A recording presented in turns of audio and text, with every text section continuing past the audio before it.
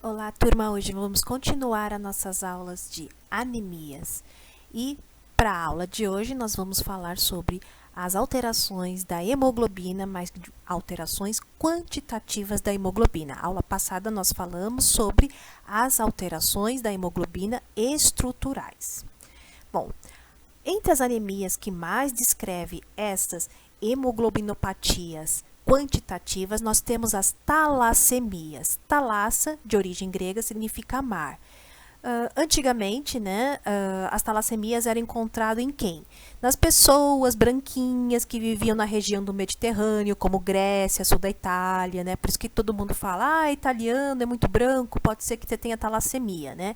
Mas hoje a gente sabe que houve uma mistura de raças, principalmente no Brasil, então não é só branco que pode ter, os moreninhos que já tiveram, que tenham a genética para isso, também podem ter. Mas antigamente era colocado que as talassemias eram dessas pessoas que viviam no Mediterrâneo, os branquinhas, né? Aqui outras regiões que nós podemos encontrar, porque está tudo disseminado no mundo, né? A classificação das talassemias vai ser classificada de uma maneira clínica, de acordo com o grau da doença, ou genética, né? De acordo com que cadeia da hemoglobina que foi afetada, a alfa ou a beta, como a gente vai ver mais para frente. Mas, de qualquer maneira, né, essa hemoglobinopatia quantitativa é caracterizada, então, pela diminuição ou ausência da produção de uma cadeia da globina, seja ela alfa, seja ela beta. Então, eu coloquei aqui alguns defeitos quantitativos para não se produzir a hemoglobina, né, ou a globina, uma das cadeias. Então, nós podemos ter um problema nessa proteína devido a uma mutação de intros na hora de fazer o splice. Podemos ter a adição de um aminoácido que vai estabilizar a globina. Podemos ter mutações, seja na região promotora ou no stop codon, ou podemos ter o crossing over, né, onde está aquela quebrinha no cromossomo que troca um pedaço pelo outro, ou mesmo a depressão do gene que não consegue fazer a produção da globina que nos interessa. Bom, então aqui a classificação. Pela classificação clínica, nós vamos ver o nível de gravidade da doença. É grave, que a gente chama de major, ou às vezes assintomático, a gente pode chamar até de minor. Em relação à genética, nós sabemos que a nossa cadeia de hemoglobina, ou as cadeias de globina, seria a alfa, a beta, a gama e a delta. Mas, para as talassemias, nós temos alterações somente na alfa e na beta, né? Então, aqui, talassemia alfa, talassemia beta. Pouco sintomático, muito sintomático. Características gerais das talassemias. Como qualquer anemia, ela vai fazer o quê? Vai dar fraqueza, cansaço, as anemias que a gente faz, o hematócrito dá baixo, a contagem de hemoglobina dá baixo, nos casos mais severos. Nas leves ou assintomáticas, a gente talvez não encontre muito isso. Aumento de baço e de fígado. Na morfologia, nós vamos ver o quê? Células pequenas. Então, talassemia, microcitose, então aquele VCM vai dar bem pequeno. Hipocromia, então diminuição da cor, então aquele HCM vai dar bem pequeno porque tem pouca cor. Às vezes nós vamos encontrar as hemácias normais, e se fizerem dosagem de ferro, vai estar normal, que o problema é na hemoglobina e não no ferro. Bom, vamos começar falando sobre as talassemias alfas. Então, neste caso, ocorre um defeito ou uma deleção nos alelos que controlam a produção das globinas alfa. Uma pessoa que é normal, ela vai ter 4 genes para a globina alfa. Então, aqui, ó, uma pessoa normal. 2 que veio do pai e 2 alfas que veio da mãe. Então, isso seria uma pessoa normal. Conforme ela vai perdendo alguma globina alfa, ela vai tendo alguma característica aqui. Então, a gente divide a talassemia alfa em alfa 0, quando não há síntese da proteína globina alfa, da cadeia da globina alfa, e alfa mais, quando há síntese da globina. Então, vamos ver aqui. Pessoas normais, 4 cadeias de globina alfa. Pessoas que são, a gente fala traço ou assintomático, perdeu uma cadeia alfa. Pessoas que a gente chama de heterozigotos, que também pode ter sintomas ou sintomas leves, perdeu 2 cadeias alfas. E as pessoas que perderam 3 cadeias alfas, a gente tem a doença propriamente dita, que a gente chama de doença da hemoglobina H. Por que doença da hemoglobina H? Porque se ela não tem cadeia alfa, o que o nosso corpo faz? Ele pega a cadeia beta, que está sendo produzida normalmente, e junta as 4 cadeias betas, formando um tetrâmero de cadeias betas. E isso que a gente chama de hemoglobina H, quando nós temos 4 cadeias de beta juntas, formando uma hemoglobina. A hemoglobina H, ela se liga muito, muito forte ao oxigênio e não quer largar o oxigênio. Então, falta o oxigênio para os tecidos, porque ela fica grudada no oxigênio. Então, aqui ela começa a ter sintomas. Bom, e se a pessoa não tiver nenhuma produção de cadeia alfa? Ela acaba nem nascendo, morre no feto. O feto morre antes de nascer. Então, só para vocês entenderem, eu peguei esta tabela de um paper de 2001, mas eu achei tão bonitinho que eu falei, vou botar. Então, a gente tem aqui o padrão normal, uma pessoa que é normal. Lá no cromossomo 16, ela tem os genes que vai fazer a produção da globina alfa. Então, ela recebe 2 genes do pai e 2 genes da mãe. Então, tem 4 cadeias alfa, uma pessoa normal. Uma pessoa que já recebe um gene afetado, como é esse caso aqui, tem 3 alfas faltando 1, ou 2 genes afetados, alfa-alfa, são portadores assintomáticos da talassemia alfa. Aquele que apresenta 3 genes afetados, aí eles são aquela doença que eu falei, doença da hemoglobina H, porque a hemoglobina beta irá se juntar e fazer um tetrâmero de hemoglobina beta. E aí nós vamos ter a hemoglobina H. Aqui já tem bastante sintomas. E se não produzir nada de cadeia beta, o bebê acaba não nascendo. Então, a gente tem uma doença que se chama hidropsia fetal. É quando gera uma complicação no feto que causa edemas nesse bebê e ele não consegue se desenvolver. Olha como ele é todo deformado. Bom, continuando ainda nossas talassemias alfas, nós vamos ter a heterozigota e a homozigota. A heterozigota é aquela que tem poucos sintomas, né? Então, existe uma diminuição da síntese da cadeia alfa? Existe. Nós podemos encontrar, então, nas imagens quando faz o esfregaço de sangue, microcitose e hipocromia leve. Então, uma ou outra vai estar pequenininha, uma ou outra vai estar com uma cor um pouquinho mais clara. Vamos encontrar células em alvo e podemos encontrar pontilhados basófilos, que são pontinhos que nós vamos encontrar ao redor da hemácia. Bom, na talassemia alfa homozigótica, é aquela doença da hemoglobina H, nós vamos encontrar o corpúsculo de Hens, que são estes pontos pretos que nós encontramos. Parece até que o corante ficou e grudou errado, mas não, são corpúsculos de Hens. A anemia é bem severa, existe um aumento do baço. Como a anemia é hemolítica, e toda a anemia hemolítica existe aquela produção de bilirrubina indireta, então nós vamos ter também a icterícia. Também vamos ter bastante microcitose e hipocromia. Bom, a talassemia beta, então qual é a cadeia que está com problemas? Cuidado com as pegadinhas na prova, já estou avisando, hein? Estou dando a dica. Então, qual é a cadeia que está com problema neste caso? Então, a cadeia da globina que está com problema agora é a beta, já que a talassemia é beta. Essas, assim, são bem caracterizadas e já são classificadas em 4 tipos. A major, que é aquela piorzona que existe, a intermediária, a minor e a mínima.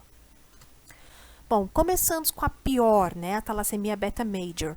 Então, você tem uma diminuição de 3 cadeias betas e você vai ter o quê? O aumento da cadeia alfa. Então, a cadeia alfa que se junta agora, né? Não tem o beta, vai juntar o alfa. Ocorre muito o aumento da hemoglobina fetal, de 20% a 100%, o que é ruim. E nós temos aqui a quantidade de hemoglobina A2 e a nossa hemoglobina A1 diminui bastante, porque também estamos surgindo mais hemoglobina beta. Ferro e ferritina estão aumentados e existe uma grave alteração óssea. Reparem nessa mulher como a boca dela é toda torta. Então existe essa deformidade dos ossos e muito retardamento mental. Bom, na intermediária vai ter os mesmos sintomas da major, mas com menos intensidade. Na talassemia beta menor, os sintomas vão ficando cada vez mais brandos, né? Você pode encontrar uma anemia microcítica, hipocrômica, com aumento da hemoglobina A2 e um leve aumento da hemoglobina fetal. Na mínima, normalmente, às vezes, o paciente nem sabe que tem talassemia. Os médicos que desconfiam, que falam assim, você é de origem italiana, mas você é muito branquinha, por que você está tão cansada? Por que está acontecendo isso? E ele nunca desconfiou que tinha uma anemia, e uma anemia genética, né, que passa de pai para filho. Então, aí quando eles vão fazer aqueles testes lá mais elaborados, como biologia molecular, para ver hemoglobina, eles descobrem que a pessoa tem talassemia. E é mínima, então ele nem se deparou, porque eles fazem os exames e dá normal a quantidade de hemoglobina, a quantidade de hemácia, e nunca soube que tinha a talassemia mínima. Então, esses pacientes não apresentam anemia, não têm manifestações clínicas, pode ter uma leve microcitose e a hemoglobina A2 pode estar aumentada. Então, se a gente fosse olhar um quadro geral das talassemias, eu coloquei aqui todos os tipos, né, para beta, né? Então, a hemoglobina. Nas major, né, ou maior, que a gente chama aqui, a hemoglobina teria abaixo de 7. Na intermediária, entre 7 e 10. Na menor, de 7 a 13. E na mínima, até maior que 12, que normal não é 12 para uma mulher, então, maior que 12. Em relação aos reticulócitos, você sabe quanto mais anemia, mais reticulócitos nós vamos ter, porque é o desvio para a esquerda, de 2 a 15, na intermediária, de 2 a 10, na menor, de 2 a 5, e na mínima, como se fosse uma pessoa normal, de 0,5 a 2% de reticulócitos. Em relação aos presença de eritroblastos, células mais jovens, é lógico que na maior, se você tem pouca hemoglobina, você vai tentar produzir mais sangue. Então, você vai encontrar mais células jovens das hemácias. Na intermediária, pode ser 2 cruzes ou 1. Na mínima e na menor, nada. Não temos tantos blastos na circulação. Poiquilocitose. Então, alterações na morfologia, na forma da célula, né? Então, é lógico, na major, bastante alterações, na intermediária mais ou menos, na menor 2 e na mínima como se uma pessoa normal. Pode ver que a mínima parece que é uma pessoa normal. Icterícia, como é uma anemia hemolítica, vocês sabem que libera aquela bilirrubina indireta. Então, icterícia na major, 2 cruzes, na intermediária pode ter 2 cruzes ou não ter nada. E nessas duas, nem sintomas tem de icterícia. Aumento de baço, na maior, 3 cruzes, na intermediária, 2, na menor pode ter 1, e na pessoa que é mínima, assintomática. Bom, como pouca desgraça é pouca, existe ainda pessoas que têm problemas da hemoglobina, só que de uma maneira mista. Então, por exemplo, tem aquelas pessoas que podem ter, por exemplo, a talassemia beta e, ao mesmo tempo, a anemia falciforme, que é da hemoglobina S. No Brasil também nós encontramos muito hemoglobina S, que é a falciforme, com hemoglobina C. Então, só para vocês terem uma ideia. Então, aqui uma beta-talassemia junto com a hemoglobina S. Então, temos aqui alguns foices para falar que é S. E umas hemácias, às vezes, pequenininhas, que a gente não sabe se é anemia ferropriva, se é anemia por talassemia, mas depois se descobre, através da eletroforese, que é problema de hemoglobina mesmo. Aqui, pessoas que têm a hemoglobina S, que é a falciforme, que tem as formas de foice, de meia-lua, e a C, que tem aquela hemácia que tem célula em alvo, né, que a gente chama. Bom, o laboratório para as hemoglobinopatias. O que a gente pode fazer extras, além de fez o teste, HT, contou hemácias, viu que está com anemia, tem que descobrir qual é a anemia que a pessoa tem. Então, faz muitos testes para descobrir qual é a anemia. Então, tem a prova da solubilidade, que por exemplo, para a hemoglobina de anemia falciforme ou hemoglobina S, as hemácias são insolúveis, então aqui dá positivo. Tem essa prova que a gente já falou, da falcização, que é para detectar as hemoglobinas S. Pesquisa de corpúsculo de Hens, que a gente consegue ver aqueles pontinhos ao redor da hemácia, que parece até que é o corante. E tem as técnicas de biologia molecular, onde a gente pode fazer a eletroforese e analisar qual é a hemoglobina que mais está aparecendo. Bom, entre as anemias hemolíticas, a gente já falou de quem?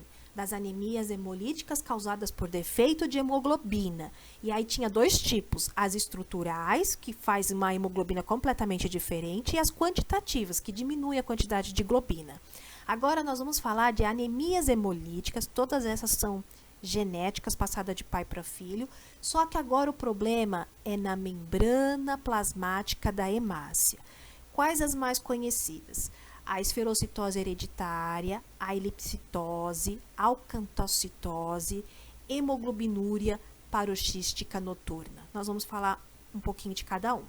Começando com a esferocitose hereditária, é uma doença muito rara, hereditária, como eu falei, autossômica, dominante, e raramente nós vamos encontrar na forma recessiva. A mutação, então, faz o quê? Com que, não sei se vocês lembram da membrana plasmática, mas a membrana plasmática é aquela estrutura bilipídica, que tem duas camadas de lipídio, e entre elas nós temos algumas proteínas que ficam intercalando aqui na camada bilipídica. Então, ocorre uma mutação nas proteínas dessa membrana, que faz com que esta membrana se torne mais rígida. Vocês lembram que a hemácia tem que ser flexível para poder passar entre os capilares mais fininhos? Então, quando a hemácia não fica flexível, fica dura, rígida, ela pode explodir, por isso que é a anemia hemolítica. Bom, a origem da doença da esferocitose, né? Então, a deficiência na proteína da membrana que vai levar à perda, né, de pedacinhos de vesículas, né, pedacinhos da membrana plasmática, mas a parte de lipídio, e consequentemente vai alterar a superfície da membrana, formando uma membrana mais externa. Eu tenho uma foto aqui que fica bem melhor para explicar. Então, assim, a nossa hemácia está aqui, ela é bicôncava, né, e quando ela tem um problema nas proteínas da membrana plasmática, ela começa a perder, a gente chama de vesículas, pedacinhos dessa membrana para o meio ambiente. E aí ela perde lipídios para o meio ambiente, tá vendo? Vai perdendo, e conforme ela vai perdendo essas vesículas, essas quantidades de lipídio aqui, elas vai se transformando em uma estrutura esférica, né, que a gente chama de esferocitose. E aí o que acontece? Os macrófagos que ficam lá no baço, lembra que o baço e o fígado fazem a hemocaterese? Então, aqueles macrófagos que ficam no baço olham essa hemácia e falam: opa, essa hemácia é um esferócito, não é uma hemácia que eu conheço, está anormal, e tenta retirar, tá? Bom, então, como eu falei, o baço, ele é o responsável pela hemocaterese, ele que vai tirar hemácias que estão alteradas ou hemácias que estão velhas, e aí ele entende que essas hemácias, elas perderam a elasticidade delas, não conseguem atravessar os cordões esplênicos, então elas ficam retidas ali, e aí os macrófagos vêm e fagocitam essas hemácias, por isso que a gente fala hemólise, vai arrebentar tudo ali. Bom, quadro clínico para esferocitose, né? Como é uma doença genética, as manifestações vão ocorrer desde a infância, né? Vai ter crises de icterícia, afinal de contas nós estamos falando de quê? De anemia hemolítica, porque está aumentando a bilirrubina indireta. Vai ter aumento de baço. Nós temos 3 formas de apresentação da doença. A leve, quando tem uma icterícia pequena, uma intensidade baixa ou ausente, e uma anemia discreta. A moderada, como o próprio nome está falando, é moderado, né? Então, você pode ter uma icterícia que pode ser constante e que intensifica se tiver alguma infecção viral e vai ter uma anemia moderada se for fazer a contagem de HT e de contagem de hemácias, de glóbulos vermelhos, né? E a severa, que aí a icterícia é constante e pode ter até alterações ósseas. Bom, no laboratório, a gente faz o teste nas pessoas. Deu hemoglobina baixa, deu número de hemácias baixo, está determinado que ela tem anemia. Então, você precisa descobrir agora por que ela tem anemia. Então, vocês vão fazer outros testes. Então, a gente faz o CUMBIS, que é, como a gente já falou lá na hemoterapia, para saber se ela não tem algum anticorpo atacando as hemácias e estourando as hemácias. Faz a bilirrubina indireta, porque se tiver bilirrubina indireta aumentado, isso indica o quê? Anemia hemolítica. Até agora ainda não sei qual que é, mas é anemia hemolítica. Bom, faz a contagem dos reticulócitos, vê que também está aumentado, então está batendo com uma anemia, né, hemolítica com aumento de reticulócitos. Aí você tem que fazer outros testes para descobrir, afinal, vocês não viram que tem hemolítica por causa de defeito da hemoglobina, tem hemolítica por causa de defeito quantitativo da hemoglobina, e agora você precisa saber se o defeito é na hemoglobina ou se é na membrana plasmática. Então, a gente vai fazendo vários testes para descobrir que tipo de anemia que a pessoa tem. Então, aqui faz o teste da fragilidade osmótica, que fica alterado no caso de esferocitose, e na morfologia, a gente consegue enxergar os esferócitos no sangue periférico. Então, ó, imagine aqui, ó, um esferócito. Vocês verem que ele não tem nem essa camada bicôncava, né, de uma hemácia normal. Por quê? Ele é uma bola em 3D perfeita. Ele perde essa forma que teria que ser uma hemácia bicôncava. Bom, tratamento para esferocitose. Quando está muito grave, principalmente em crianças abaixo de 5 anos, eles fazem a retirada do baço. Porque se o baço entende que a hemácia está alterada, ele vai tirando essas hemácias. Então, você precisa tirar o baço, porque a medula está produzindo, só que ela produz de uma forma errada. Está formando uma hemácia em forma de esferócito, e o baço está tirando. Então, você produz, você tira, você produz, você tira. Então, uma das soluções seria a retirada do baço, para deixar, mesmo que ela esteja alterada no corpo, para poder circular o nosso oxigênio por todo o nosso organismo, né? Existe a reposição de ácido fólico, que é para tentar aumentar a produção de hemácias. Em complicações mais graves, as pessoas têm cálculo biliar, anemia aplásica e retardamento de desenvolvimento físico. Bom, a próxima anemia também pode ser hereditária, né? É a liptose congênita. É uma doença rara. Tá vendo essas hemácias nessa forma aqui, que parece um ovaloide? Então, isso é a característica de a eliptose congênita. Então, se começar a apresentar 20% ou mais desses eritrócitos nesta forma, no sangue periférico, então a gente caracteriza como uma anemia. O quadro clínico vai variar de intensidade de acordo com a presença, se é homozigoto ou heterozigoto da doença. O tratamento é exatamente igual às outras doenças. Se o baço está retirando tudo, tem que fazer a retirada do baço, tá? Normalmente eles fazem isso nas crianças até 5 anos de idade. Bom, a alcantocitose congênita é uma anemia também com problemas na membrana plasmática da hemácia, mas essa também é um problema genético por falta de um lipídio, né? A apolipoproteína B. E eu vejo muito isso nas hemácias dos meus alunos, que agora eu não estou vendo porque eu não estou dando o laboratório, mas vocês não repararam que quando vocês fazem esfregaço sanguíneo e sem querer, antes de colocar o metanol ou um fixador, vocês deixam cair um pouco de água, e aí as hemácias ficam como? Com a cara disso aqui, ó, tudo arrebentado, né? Então, quando eu olho assim, eu falo, nossa, criaram uma doença aqui, mas na verdade é porque vocês deixaram cair água e arrebentaram as hemácias. Mas no caso dessa doença, existe um defeito na síntese de um lipídio que faz com que a membrana da hemácia, que deveria ser assim, redondinha, fique nesta forma aqui de estrelinha, né? Alcantócitos, que a gente chama.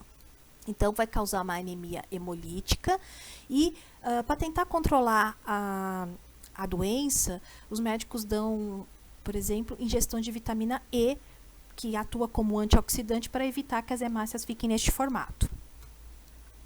Bom, para finalizar, então, nós vamos, para finalizar as anemias hemolíticas por problemas de membrana plasmática, só faltou a hemoglobinúria paroxística noturna. Não sei se vocês já ouviram falar daquelas pessoas que quando acordam faz um xixi em forma na cor de Coca-Cola. Então, isso é uma anemia hemolítica. Durante a noite ela vai criando acidez, e essa acidez faz a hemólise das hemácias, e essas hemácias vão aparecer na urina. Por isso que a urina, em vez de ser amarelinha, ela vai estar naquela cor de Coca-Cola, marrom mesmo, né? Então, quando ela acorda, o xixi dela está bem escuro. Existem testes específicos para determinar esse tipo de doença, como é o teste de Hans. Então, no meio ácido, a gente consegue ver essa hemólise das hemácias, né? Então, eles costumam fazer teste de Hans para ver se ela tem essa doença. Normalmente, quem tem essa doença evita comer determinadas comidas para não ficar com o corpo ácido, porque a acidose vai fazer a hemólise da hemácia. Existem alguns parâmetros que a gente pode analisar, como a citometria de fluxo, onde a gente usa os anticorpos para marcar se encontra nas células dessas hemácias o anti-CD59, o anti-CD55 ou 13. Porque se tiver, pode indicar que ela tenha uma doença genética que vai causar essa cor escura da urina. Antigamente, as pessoas falavam que tinha que dormir para que a urina ficasse escura, mas na verdade é mentira. A hemólise ocorre a todo tempo, durante todo o período, de manhã, de tarde, de noite. Só que o que acontece? Quando a pessoa dorme à noite, ela acumula maior quantidade de urina dentro da bexiga dela, e quando ela elimina, ela vê aquela cor marrom. Durante o dia, ela vai bebendo água e vai diluindo, então ela não está vendo que está ocorrendo uma hemólise dentro do corpo dela, então ela não consegue enxergar aquela cor marrom. Por isso que eles falam que é noturna, mas não é que funciona só à noite. Você vai dormir e você fica doente. Funciona durante todos os dias, todos os períodos, só que a noturna concentra mais a urina, por isso que a gente enxerga essa cor. Tratamentos. Não existe bem um tratamento para quem tem esse tipo de doença, então a gente tem os tratamentos paliativos, transfusões sanguíneas. Tratamento mesmo que vai curar é somente o transplante da medula óssea, tá? Nos casos mais graves. Mas você sabe que transplante é um problema, porque a gente vai fazer a pessoa ficar imunodeprimida, vai ter que tomar remédio para a vida inteira, né? Enfim, é um problema. Então, a gente acaba por aqui. Até uma próxima aula.